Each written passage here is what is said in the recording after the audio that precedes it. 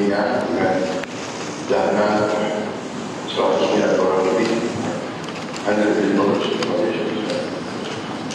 dan mereka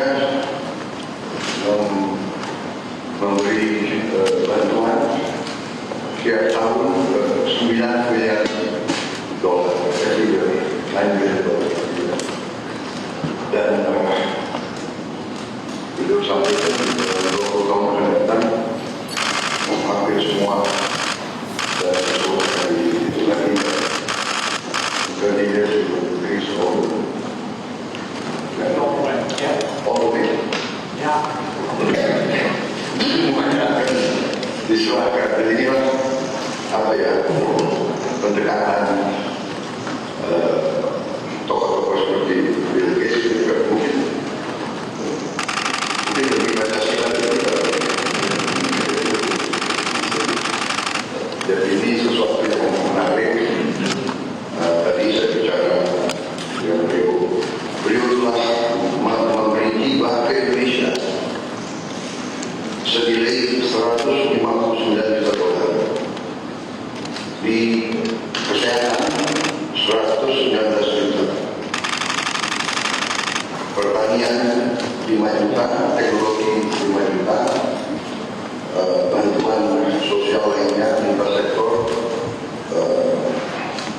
totalnya lebih dari 12 juta.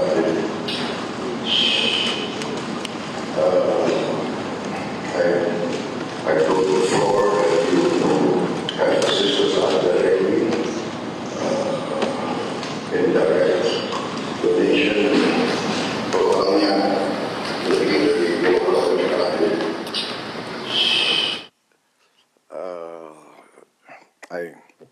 I told the floor that you have assisted us directly in direct donation, more than $159 million since 2009, mostly into health, terutama hal-hal strategik seperti vaksin polio.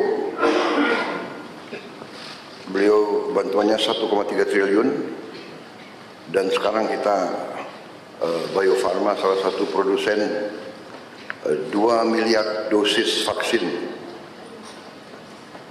tiap tahun, dan ini untuk dimanfaatkan 42 negara di seluruh dunia, dipakai oleh 902 juta orang. Jadi hal-hal semacam ini, belum lagi vaksin lain, teknologi mRNA, dan teknologi pembuatan vaksin yang luar biasa. Terutama beliau sedang kembangkan vaksin TBC untuk dunia, tapi Indonesia akan jadi salah satu tempat yang akan diuji coba. Dan kita harus mengetahui bahwa TBC memakan korban kita cukup besar, yang meninggal hampir 100.000 tiap tahun, dan itu tekad kita untuk menurunkan. Dan beliau menunjukkan komitmen beliau untuk terus bantu kita di bidang itu. Juga untuk beliau sedang kembangkan vaksin malaria. So basically I informed them of all your commitments to help us control these very dangerous diseases that are endemic in our country, and the success of the polio vaccine. And we look forward to a breakthrough in the malaria and TBC, which I think will not be too far in the future.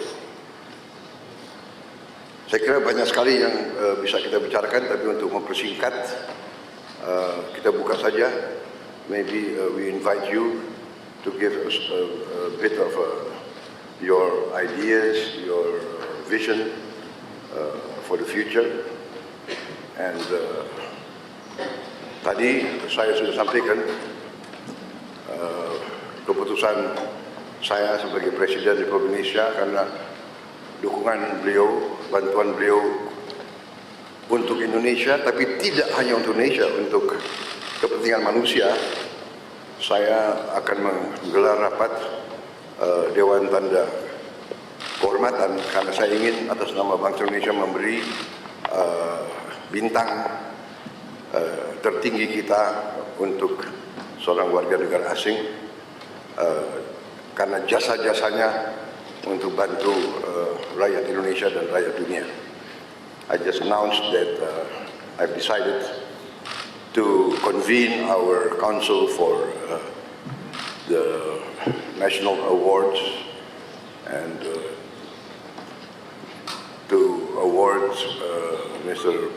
Bill Gates for his contribution to the Indonesian people and the world humanity as a mark of his commitment, dedication to humanitarian causes. And we agreed that I will try to do it in September in New York during the United Nations season. So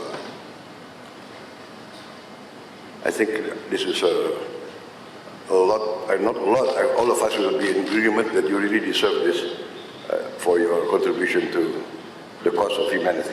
Thank you very much. I invite you now to... Please. Well, thanks everybody for coming. I'm excited to be here and I really appreciate the warm welcome the President has given me. It's an exciting week for me. I had a couple days up in Singapore.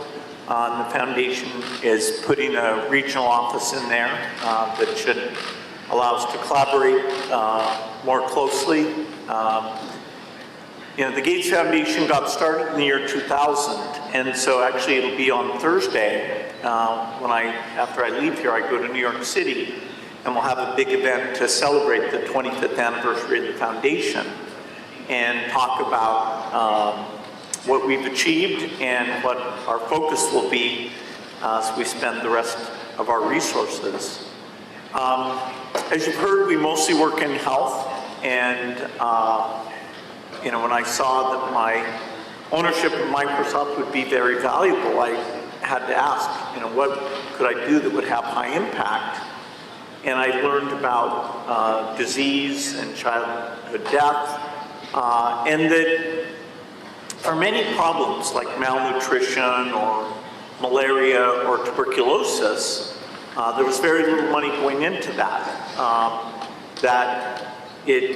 You know, the private sector wasn't doing it because the people who were suffering were mostly very poor, and the type of research needed, you know, would require lots of money and lots of patience. And so we made global health the biggest thing for the Gates Foundation. Part of that was creating an organization called Bagi, which was funded by us and governments, and has played a role in providing new vaccines to all the children in the world. And in fact, Indonesia is a great example of that because you've adopted new vaccines like rotavirus for diarrhea, pneumococcus for pneumonia, now HPV is getting rolled out.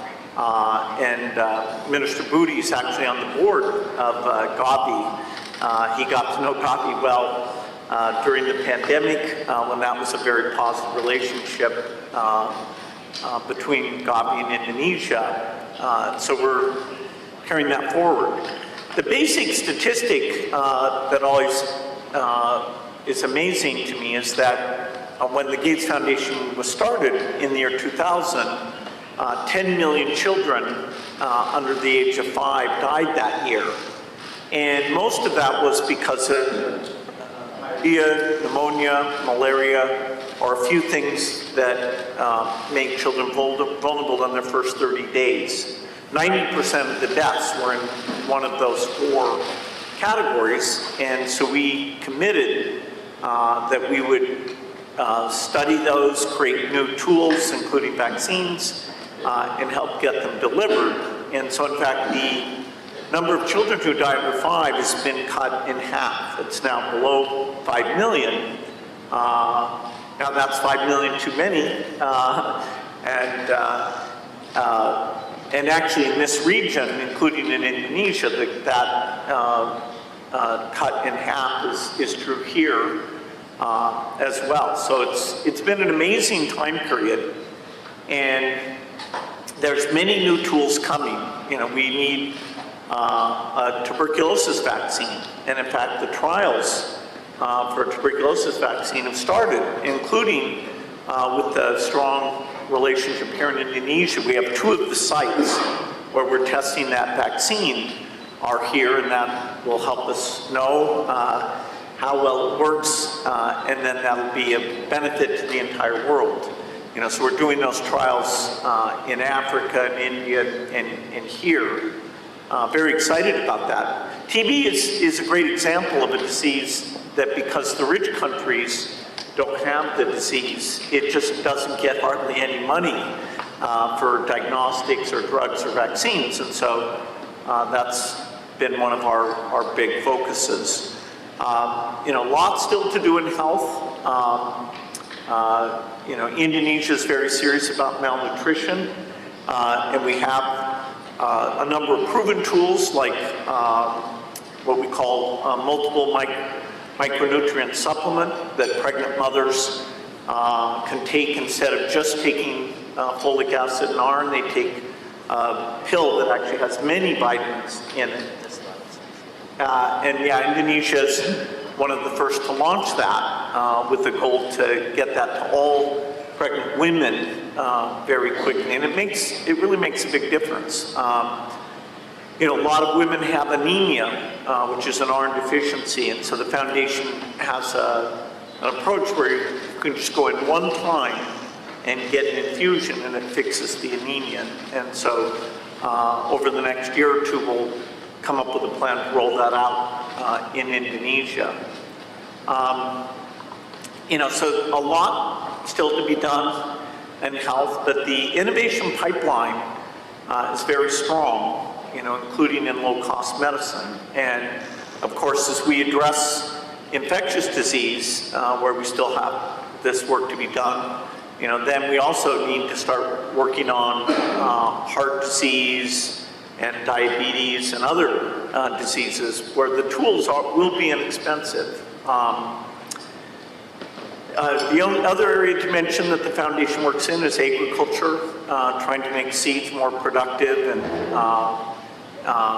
understand soils and make fertilizer more appropriate, cheaper, because of course many of the lowest income people in the world are farmers, and so if we can make their crop more reliable, more productive, and that's a great thing, including things like chicken and cows, because a lot of the protein and value they get comes from livestock. So it's another area we have good relationships in Indonesia, working on things like banana, where you have a great genetic variety that we can do better on bananas for Indonesia, but also helping avoid some of these diseases.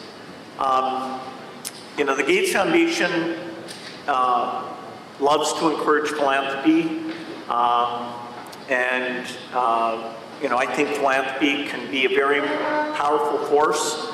Of course, it's not a substitute for the private sector or business. It's actually quite small compared to those other 2. And yet there are things like piloting new ways of doing education or piloting new medical tools where philanthropy can come in and do it in a unique way. And then if it works very well, over time, you know, government will change the educational approach or the health approach.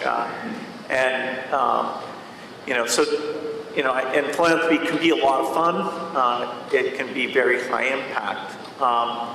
And so we've had collaborations, not just with the government, but also with some of the philanthropists in Indonesia. Dr. Tahir's worked with us over the years, the Tanodo Foundation, the Tahia Foundation, a number of you, and you know, we look forward to expanding that. Philanthropy is growing quite a bit. You know, for example, today in India, about half of the work we do is with philanthropists in India. And it's kind of a perfect combination because we understand the global science very well, and the local philanthropist understands how you communicate, how you work with the government. They can go and see, is it really working, is it not working? And so these collaborations, I'm hopeful that we'll have more of those in the future.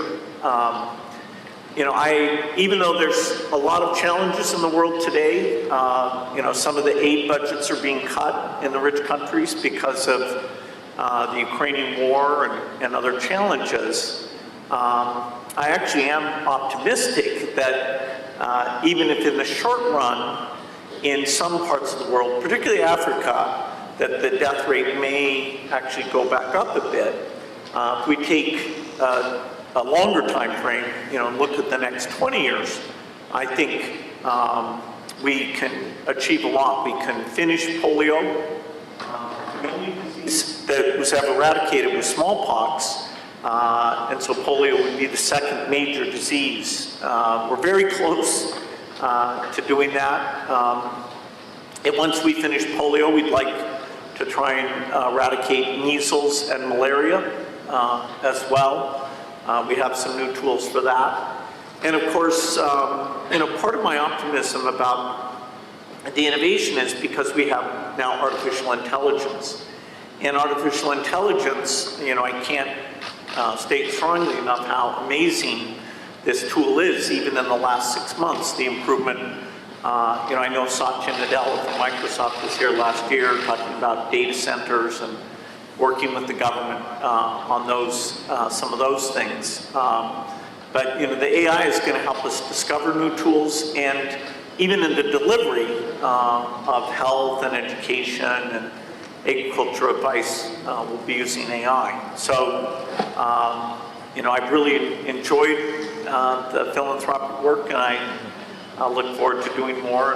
And again, thanks for the incredibly warm welcome that the President has provided for me. Thank you.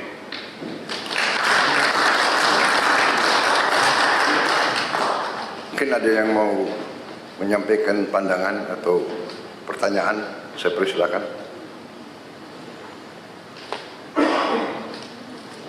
Silakan. Terima kasih Bapak Presiden. Well, first of all, thank you, Mr. Gate, for your contribution to Indonesia and also to the world. Under the direction of Bapak Presiden, actually, as a Minister of Investment, and also at the same time, I lead the CEO of Negara, which is our newly established sovereign wealth fund. And actually, yesterday morning, we had a discussion with your team, because in Negara, we also setting up the Negara Trust Fund, setting up the Negara Trust Fund, and on the internal discussion, we are committed actually to put 1 to up to 2.5% of our dividend payout ratio. So if you look at the number, actually, every year in the Negara Trust Fund, we are going to put every year at least $100 million. $100 million. And for the next 5 years, even 5 to 6 years, if we look at the number, actually we will pledge to put up to $1 billion in the Negara Trust Fund. So there's a potential collaboration with Gates Foundation also,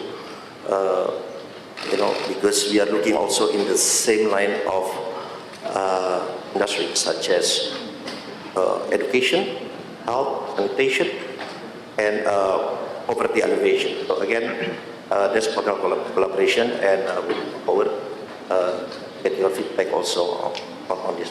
Thank you. And ladies and gentlemen, I'm working with Pak Rosan basically because every year I have a 1 billion rolling over grant for all institutions, and most of them come from the Gates Foundation, like Global Fund. Yeah. And that is where I learned that in developed countries, the philanthropy funding average is 2% of.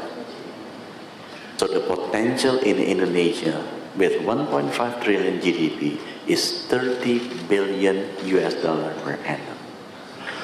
However, many Indonesians would like to give, but the money is taken through Indonesia, but through other countries. Because during COVID, I received a lot of grant from Pak Mukhtar, Sinar Wijaya, from Tanoto Foundation, but through other countries. The reason is because we don't have a trusted entities, because trust cannot be forced, it has to be earned. So that's why I talked with Pak Rosan, maybe we can establish, copying what Temasek Trust has, creating a Danantara Trust. And I wish Pak Bill, you can sit at the board with Pak Ray Dalio, your friends, because Pak Ray Dalio and Bill Gates also sit at the board of the Chinese philanthropic education. Pak Rosan have the apple of money as a catalytic functions, and I believe all of our friends here can contribute also, and you can also help to contribute. And Pak Gates have a systematic management that can help us earning the trust for these people so they can start giving the money.